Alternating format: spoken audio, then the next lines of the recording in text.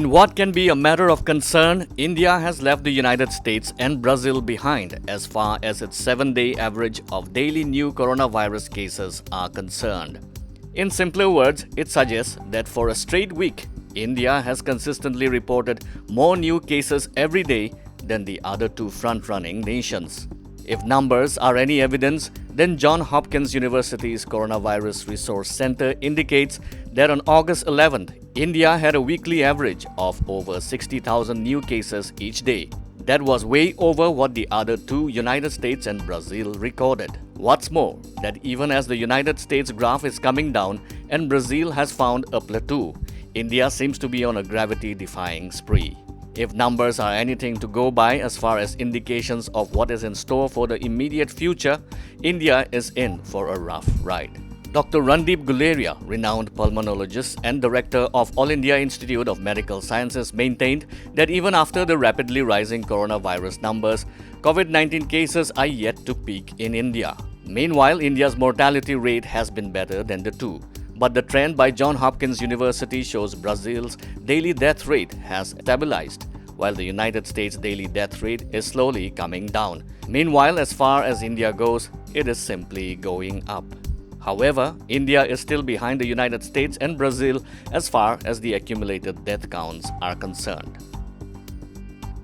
While there is a general feeling of relief that all shops in Dimapur will reopen on Mondays, Tuesdays, Thursdays, Fridays and Saturdays from 10 a.m. to 5 p.m. and remain closed on Wednesday and Sunday, there is also a lurking fear among many that this could lead to a rise in transmission of COVID-19. Huge traffic jams and crowded markets were observed today as shops reopened in Dimapur.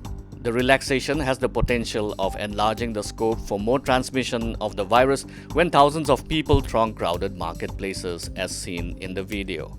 This is in the light of reports that several persons in Dimapur were tested positive could not identify the source of transmission.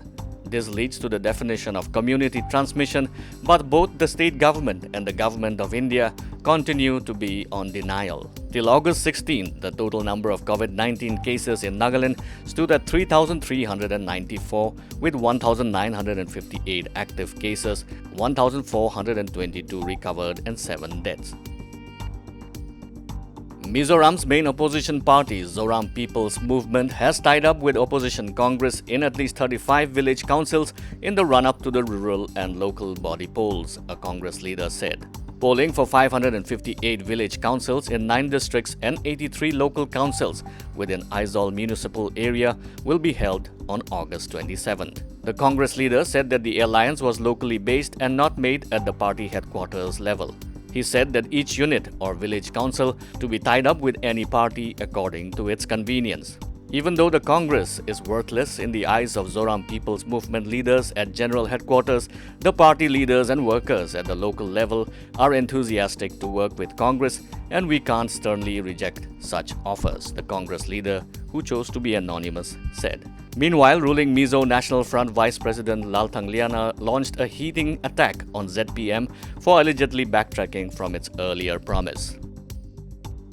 The centre will soon take up additional highway projects worth Rs 16,023 crore in Manipur, Union Minister Nitin Gadkari said. Gadkari said this today while laying the foundation stone for the 13 highway projects of Rs 3,000 crore in Manipur via video conferencing. The Road Transport and Highways Minister promised to also expedite the ongoing Rs 2,250 crore highway works in the state and termed it as his priority.